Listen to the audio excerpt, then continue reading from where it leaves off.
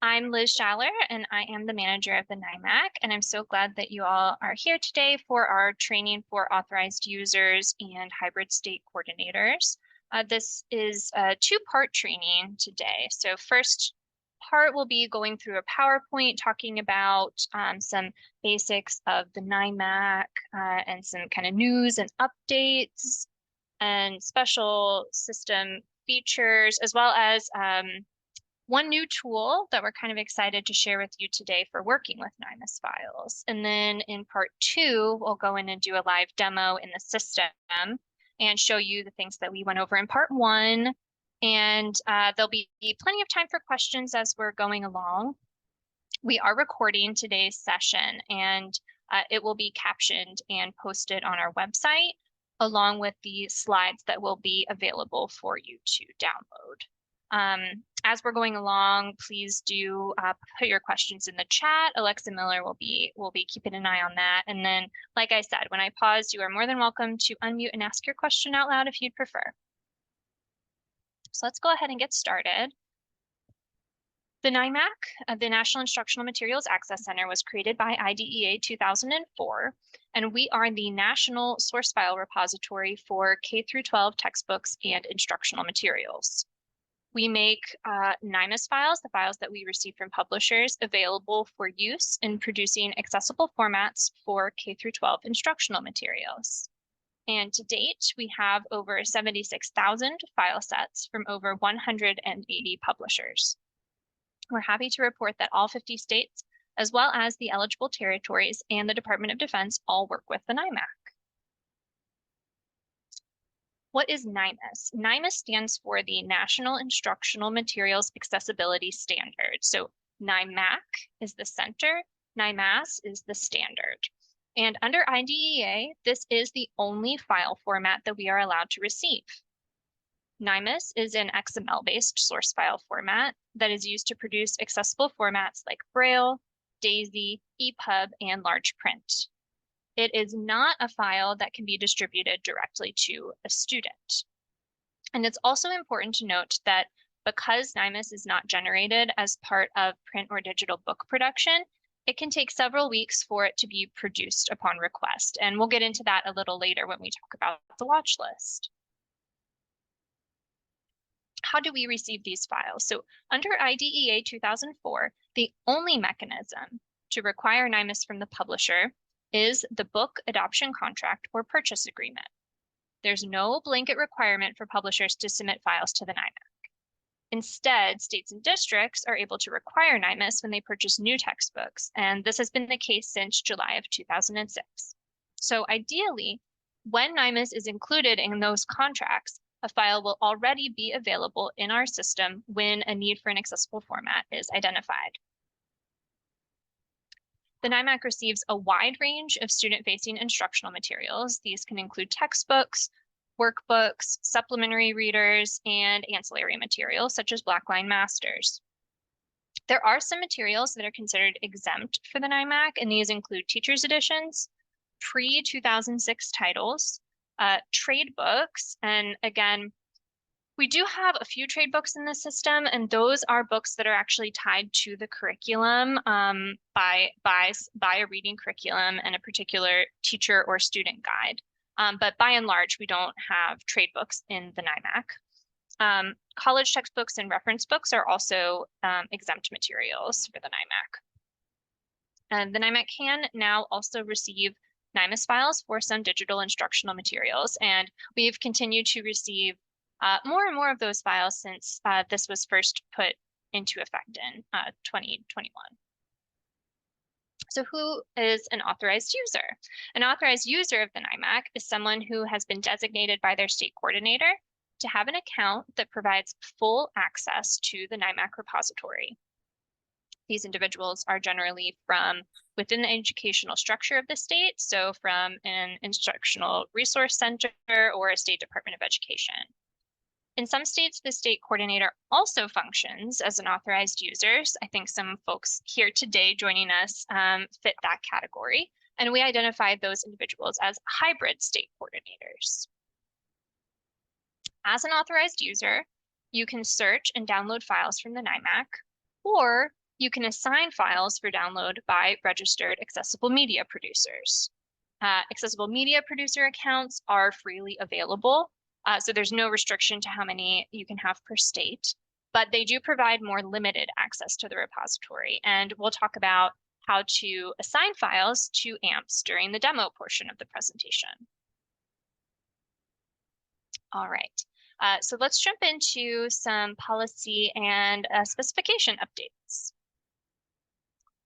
One thing that I do want to mention is that in February of 2021, the National Library Service updated its eligibility guidelines, and IDEA refers to these guidelines for NIMAS eligibility as well. So that change impacted the NIMAC. And the most important thing about that change for you all to know is that the NLS expanded the pool of professionals who can certify eligibility, and it eliminated the requirement that a medical doctor has to certify eligibility for individuals with reading disabilities. Just an important thing to keep on your radar, and we do have some more material about that on our website if you have any questions. Another thing that we wanted to share, and I think a few of the folks here have been already a little bit involved with this, is that we are currently undergoing a process of collecting information and gathering input for possible updates to the NIMAS specification. The specification is defined in the IDEA regs, and so updating it does require regulatory or legislative action. It was originally intended to be an evolving specification, but we all know that IDEA is many years behind schedule for reauthorization. So this year, we received a supplemental award from OSEP to explore possible updates to the NIMAS spec. This involved sending out some surveys, which we sent out in the fall. I think many of you probably responded to those, and we greatly appreciate that. So we've collected some input that way. We also will be gathering stakeholders for an in-person NIMAS convening that will be taking place at the beginning of May in Washington, D.C. And along with the surveys that we distributed in the fall, as well as some focus groups, we will be compiling all of this information into a report that we will provide to OSEP with our formal recommendations. At that point, once we provide that report, the department can then initiate a formal process to update the specification if they choose to.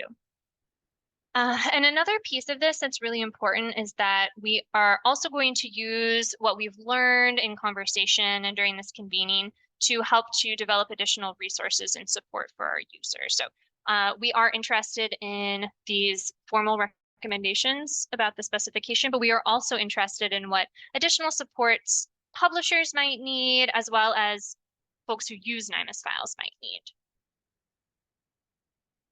All right, that was a lot of information, so I'm going to pause here and see if anyone has any questions.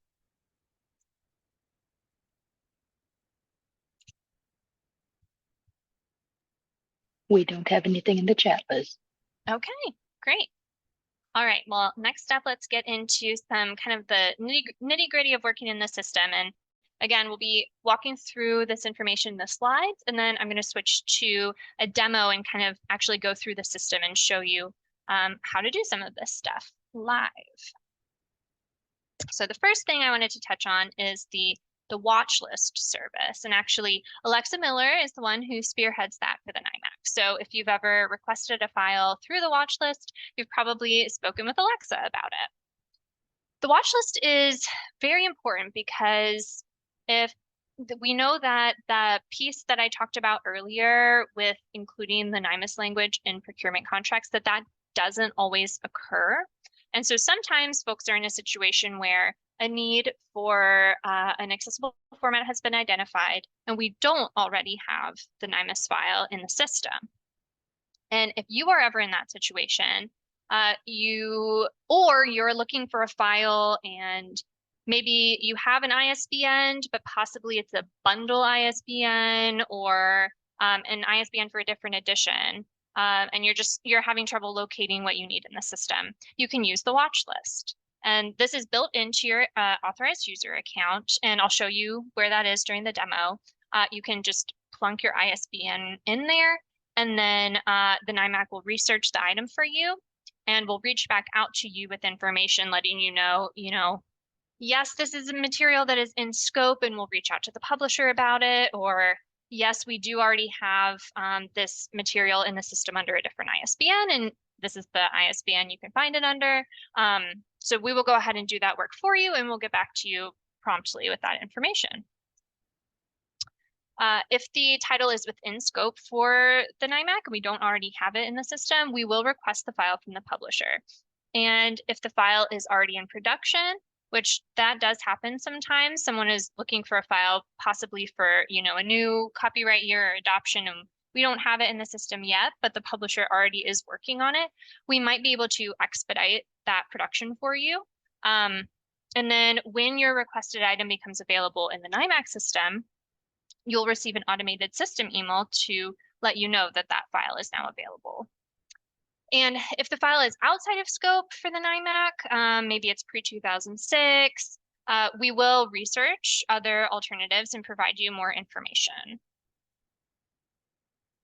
And one thing that we just want to make note of, because we know that we find that our system email has gotten a little bit more picky about what it lets through, and so this may be true for you too, is that that watchlist notification as well as some other notifications from the NIMAC are auto-generated by the system, including when you have a sub-user account on your authorized user account that might be expiring, or when a download request has been processed.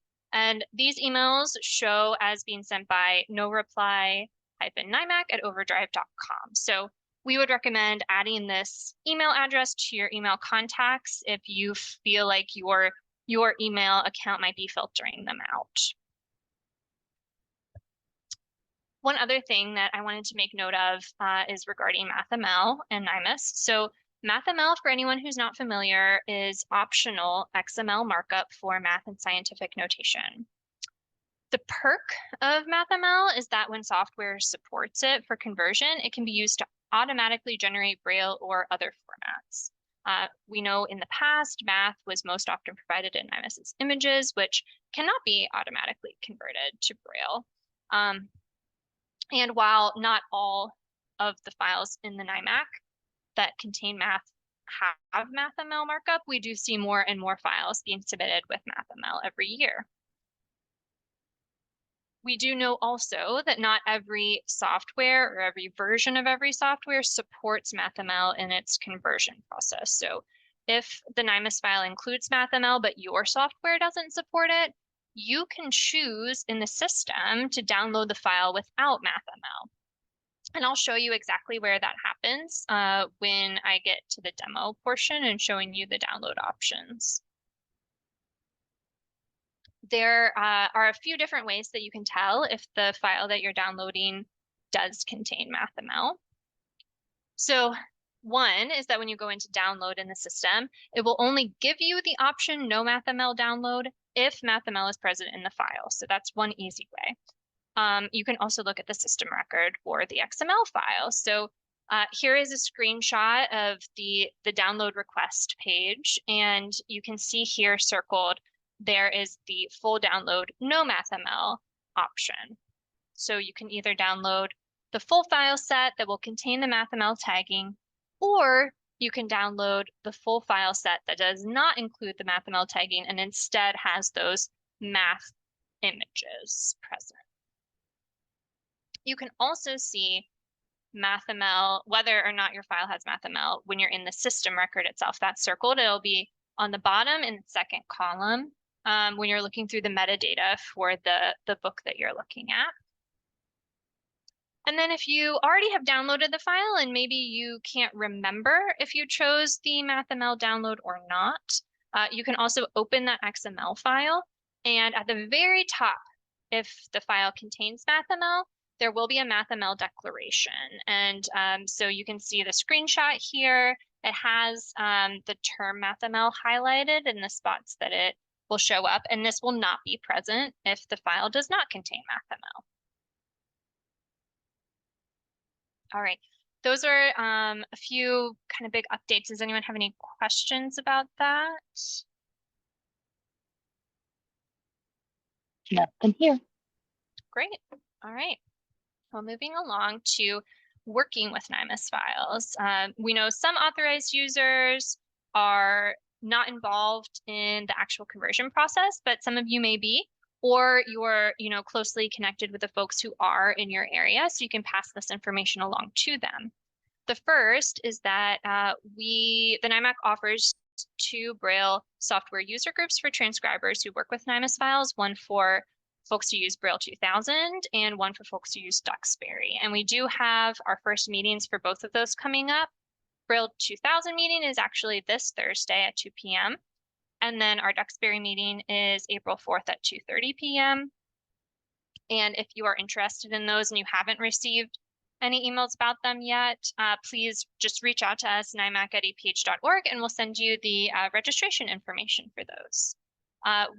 These are led by 2 transcribers who we've identified who have a lot of experience working with NIMAS, and we found that the conversations that they've facilitated have been very beneficial to the folks who attend, and have generated a lot of discussion, sometimes even beyond the meeting itself. So we're hoping that we'll have another good year of user group meetings this year. Another thing that I'm very excited to announce is that I'm not even sure exactly when we started working with them, maybe a year ago. The NIMAC, we've been working with the DAISY Consortium in testing their NIMAS to EPUB conversion tool. This is a free tool that they offer, and we think that it is now in a good position to be ready for our NIMAC users to test. So Alexa is going to pop a link in the chat that will take you to the download page for the conversion tool. There is a Windows version and a Mac version. We haven't tested the Mac version ourselves, but it should be identical. And so please, we welcome you to download that and check it out. There are a few steps here that I want to note if you are going to use this tool. And I'm going to show this during the demo portion. And we're also going to put together some guidance and make that available on our website for you as well. So you won't have to remember all of this necessarily, but just the kind of key high-level things. When you go in to convert a file, there are quite a few script options to choose from. The one that you're looking for is the DT Book to EPUB script. That'll be at the top of your screen. And then there'll be a box where you can browse and select the file that you want to convert. It's going to want you to select the XML file specifically. One very important step that you need to do is there is a drop-down menu of 3 options for validation. And you need to select no validation because currently the tool is not validating to the EPUB spec, but that's okay. It's still, the conversion still works very well. We've tested it quite a bit, but just make sure to select that no validation. Otherwise, you're going to get an error in your conversion. And then there's one other box you need to check that just says that, yes, this is NIMAS input, and then you run your conversion. And again, I will pull up this tool and walk you through that process once during the demo portion. But we're really hoping that folks can benefit from this. It's free.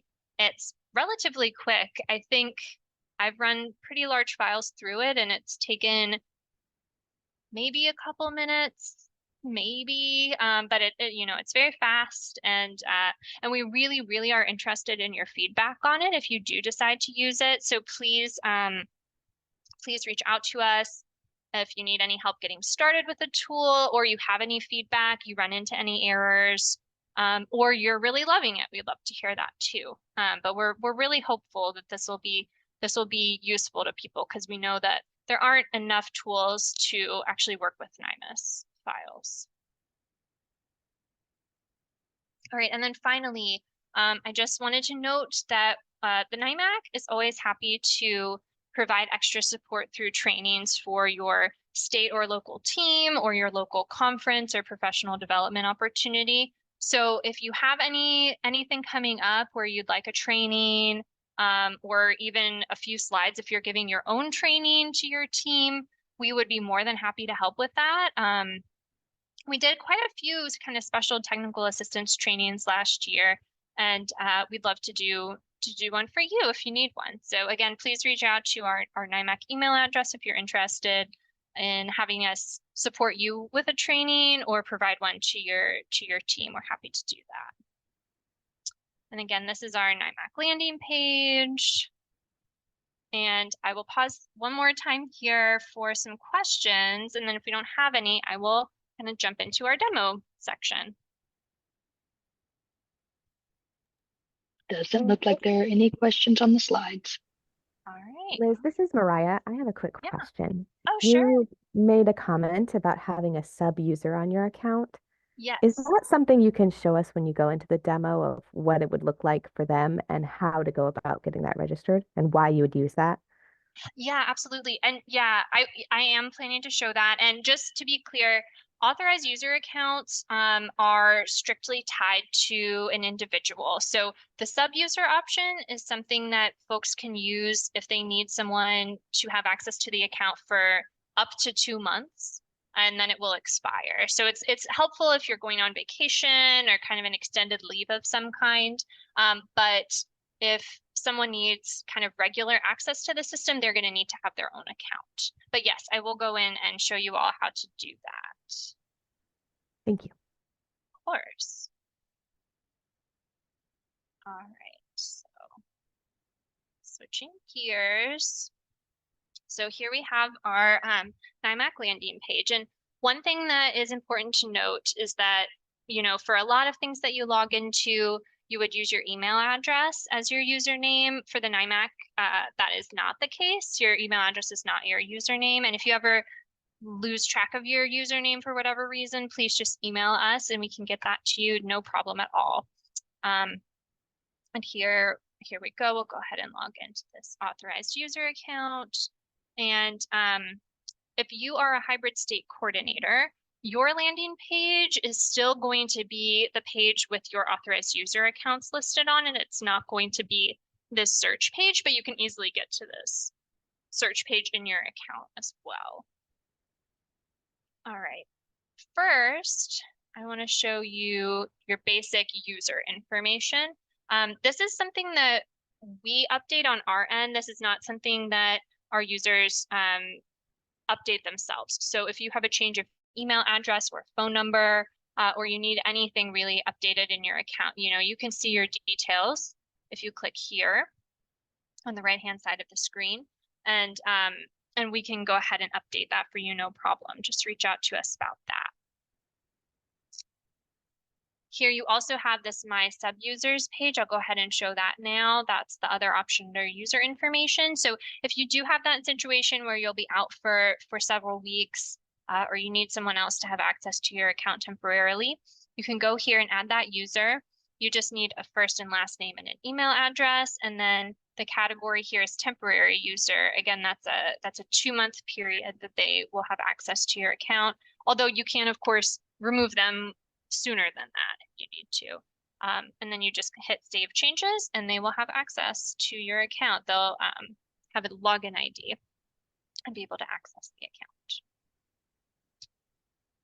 Here also, if up in the top right where your navigation is, under contact information, there's a list here of all of the active publisher organization information. So their organization names, their email addresses, and phone numbers, as well as a technical contact if they have one of those as well. So if you want to get a hold of a publisher directly, you're more than welcome to do that. In the case of watchlist requests, that's something that we handle on our side, but if you ever do need to reach out to them for some reason, you have all of their information right here. And there is a similar list for our accessible media producers as well. So you'll have the organization names, the administrative contact email addresses, as well as the phone numbers. And you can search through these lists as well. They are listed alphabetically. Here too, up in the right-hand corner, you can see the watch list button. So I mentioned the watch list earlier. And if you want to create a new watch list item, say you've been looking for something in the system and you can't find it, Or, again, you think maybe this is a bundle ISBN, because that is an important thing about NIMAS files. We have the ISBNs that are printed on the material, rather than like a bundle ISBN or, a package with software ISBN or something like that, which might be what you have on your end, if you can't get a hold of the book itself. And that is totally okay. Please you can just add that ISBN here. And then we also have this memo field, and this can be used. We recommend using it if you do have some information about the book handy, like the title, the copyright year, the publisher. Please do go ahead and give us that information. So I'll just add something here and hit create. And then you'll have a little message at the bottom that says successfully created new watch list item. Now, if the ISBN that you entered here is actually already available in the system, you will get that message that the file has already been certified. This status column is also helpful because that will tell you where the file is in the progress of it becoming available. So once a file that you've added to your watch list is actually certified in the NIMAC, it'll show up here in the status column. You will also receive an email from the NIMAC system, an automatic email, as soon as your watch list file is certified. So if you see the status showing up here and you didn't receive that email, please do reach out to us about that so we can see what's going on there.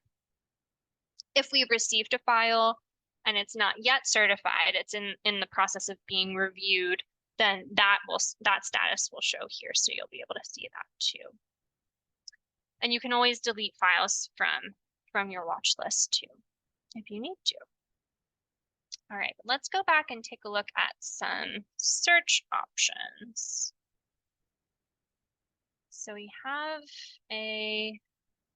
pulled up an ISBN to use to test and demonstrate. We do recommend the very best search that you can do in the NIMAC always is the ISBN search. We do have a filtering system that can be very helpful to narrow things down, especially if you're looking at a whole program of material. But if you need a specific file, ISBN is going to be your best bet. ISBN without hyphens. And if we go into this record here, you see all of the key metadata information for the file, the title, publisher, the copyright year. If it was a state edition, that information would show up here. Again, you also see this MathML declaration when that file contains MathML. Now, if I am trying to download this file myself, either to use it for myself or to send to an accessible media producer that doesn't have an NIMAC account, you would just hit add to my downloads. And you can see here, you have those options that we talked about earlier. So this full download will include both the images as well as the MathML. You can also do the full download that includes the images, but no MathML tagging. You can download just the XML file that contains the MathML. And then this fourth option is PDF only download. Now, this is not the PDF of the full book.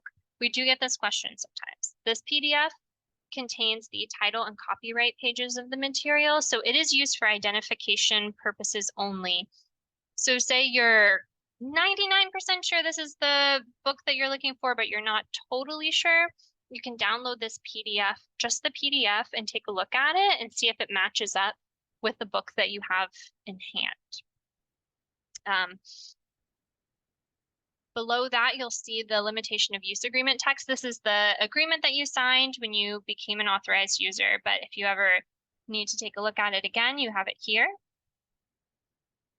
Go down to the bottom, and then you can hit I agree to abide by the limitation of use agreement. And you'll see a note at the top of the screen here that your download request was submitted. We can go to our downloads page here and see that.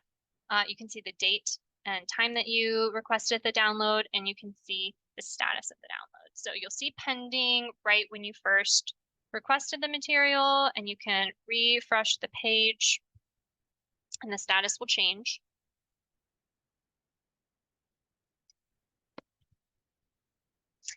It does take just a minute or so, sometimes a little longer, it depends. Okay, yeah, that one was pretty quick.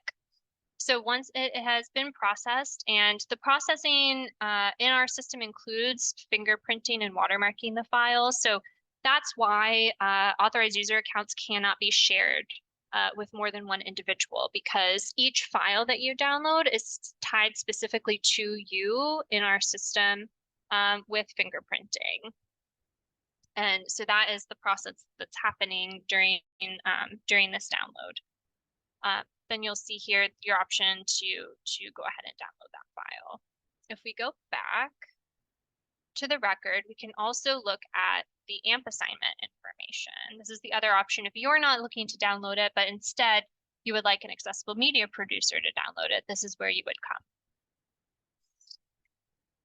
And I wanted to show you here, one thing that's really handy about this page is you can see who else has been assigned this file already and what formats they've been asked to produce. In this case, this file has been assigned to 2 other agencies, and you can see the formats requested listed here, as well as the dates that it was assigned.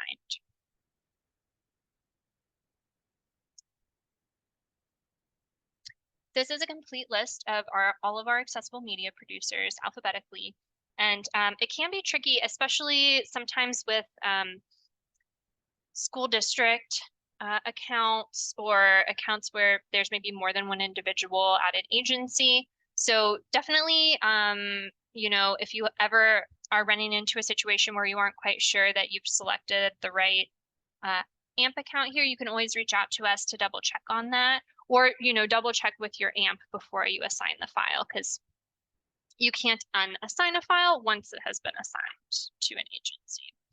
So you would select your account here. We'll go down to one of our test accounts. And then you would select the format that you would like them to produce. And again, one thing that's important to note here is that this file format selection, you can only select one format, but your AMP is not obligated to produce just that format using this NIMAS file. So for instance, Bookshare produces a variety of formats from each NIMAS file that they convert. And some other agencies produce multiple formats when they download files. So you're not limiting them to just the format that you select here. We have narrowed this list down a little bit recently. And so we did get rid of the eBay options that used to be here. So those are no longer options in the system, but you do still have your UEB embossed and digital options available. So you can select your option and then hit submit. And you'll see a message at the top, and it indicates that the selected accessible media producer will receive an automated email notification of the file assignment. So again, that's another reason that it's really important for everyone to have that email address as a trusted contact, so they're receiving the system emails. And you can see down here that you have the file assigned. Now I wanted to show you also an example of a broader search, not an ISBN search in the system. So I'm going to use a phrase search. You can put, you can search the title as well as the series fields in the NIMAC. We don't have a full text like a Google search of every record, but you can search those fields. So here I put in the phrase the Americans, and I got 39 search results. And now we can come over here to our filters and see what options we have. So under state editions, it looks like there are 21 national editions with this title information, and then there are various state editions as well. Copyright year is another popular filter, as well as content type. Maybe you're looking for a primary textbook versus a workbook. or consumable is what they're called in the system. So let's go ahead and look at a more limited search. We'll look at the New York results, and it looks like here we have 2 New York editions for the Americans, one from 2008 and one from 2012. Now, this can be helpful if you are working with a program and you're able to narrow down, say it's illustrative mathematics, copyright 2015, and you need, you select a grade, maybe it's grade 3, and you need everything from that list. You can perform batch operations in the NIMAC system. So if we go here, you can batch download files, or you can batch assign files to an accessible media producer. So if we go to the batch download, you have to select the same download option for all of the files in your download queue, but you have those options up there. And then at the bottom of the screen, you can see all of the files that you have currently selected. So all of your search results will be listed there. And on this screen, you can select which ones you actually wish to download. If you check the box at the top, it'll check all of them, or you can individually select titles. Now, if we go back, we can do something similar with our assigning to an accessible media producer. Again, you would only be able to assign to one accessible media producer at a time using this method, but you can go through and you can select. And you can only select one file format as well when you're doing the batch processing. And again, here you can select this checkbox, the top checkbox, to check all the files, or you can select them individually. So again, that can come in handy when you're working with a full program, but we do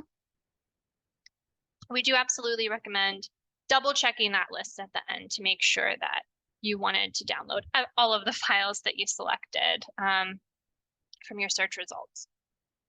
Say you have a longer list, maybe if we get rid of the state edition, say you have all 39 files and you want to take a closer look at the metadata and compare, you can also export your search results here. This is not exporting the NIMAS files themselves, it's exporting these search results.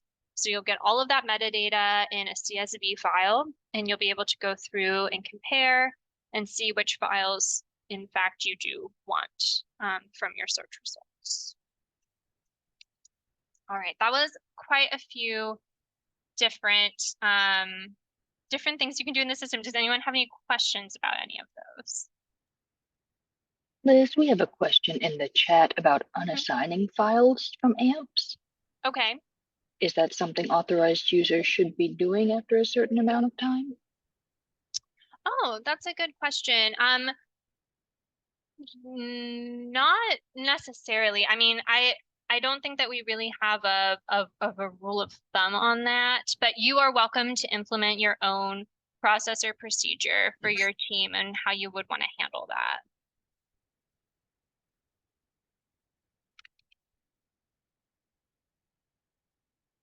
All right, are there any other questions?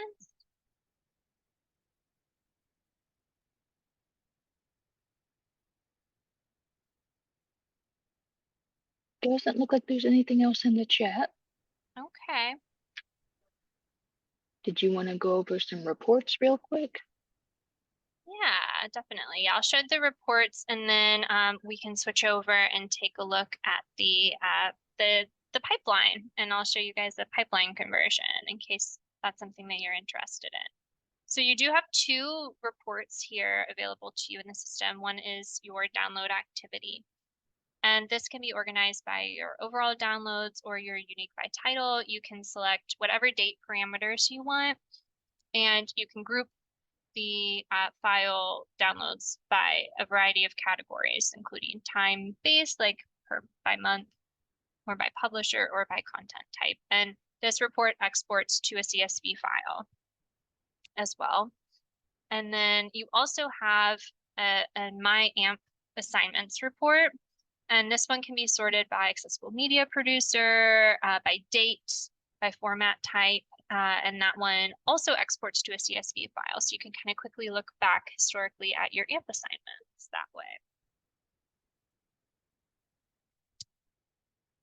And if you all think of any other questions, please do pop them in the chat. Alexa will be keeping an eye on that. But I'm going to go ahead and switch gears here for a minute and show you guys the Daisy pipeline in action. So when you pull up the app, this is what you'll see. It takes a minute to load, but then this is the screen, and across the top, you'll have different projects open. So each tab will be a different file conversion. So here, like I mentioned, there are quite a few scripts to choose from, but we're focused today on the DTBook to EPUB script. So that's the one that you want to select. And then if you come down here, you can browse to find a NIMAS file to convert.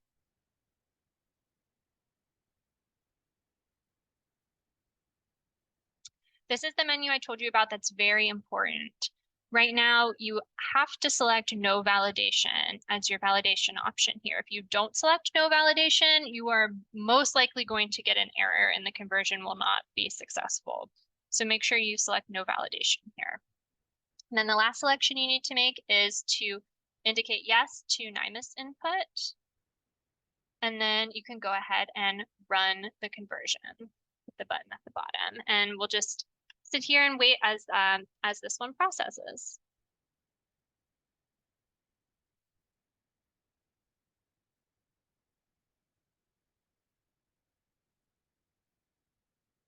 We've converted quite a few files. Well, we've tested many iterations of this pipeline over the last year and helped troubleshoot some bugs, but it's fairly quick as well.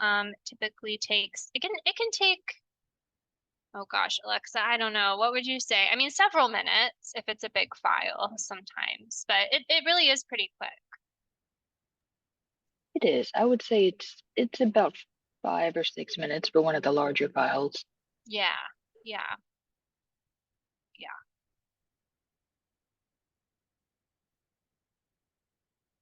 And right now we're actually looking at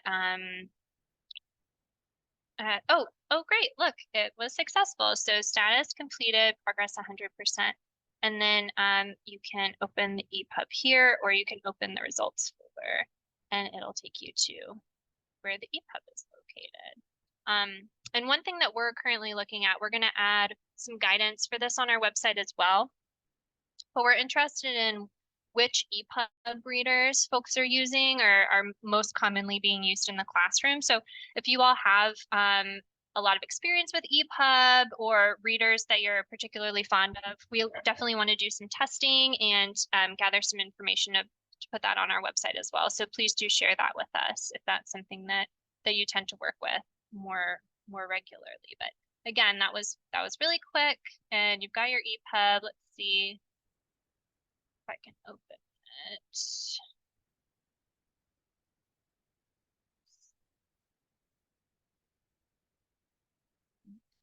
Look.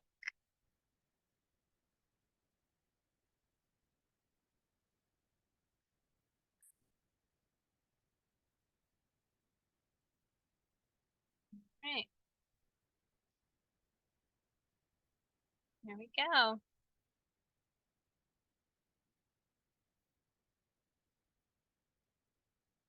The images come through really well. This is a pretty image heavy book as opposed to text heavy, but you can definitely see how speedy that conversion was.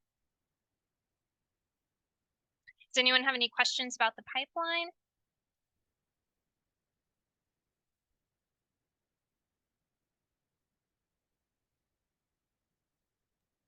All quiet over here. Okay. All right. Well, if there are no more questions, thanks everyone for being here today. And if you think of anything offline, please do send it our way. And especially if you do go ahead and download the pipeline and want to do some testing, or you come across an error, a file that gave you trouble in the pipeline, please do report that to us, because we are still working with Daisy to continue to troubleshoot and make sure that this tool is really going to be useful, maximally useful for everyone who's converting NIMAS files. So please do let us know. And Alexa is going to pop a link in the chat for a really quick exit survey. This is very important for the NIMAC for our reporting back to OSEP and for gathering any input and feedback that you might have on our training. So if you could just take truly just 1 minute to complete that, we would really appreciate it. And thanks everyone for being here today.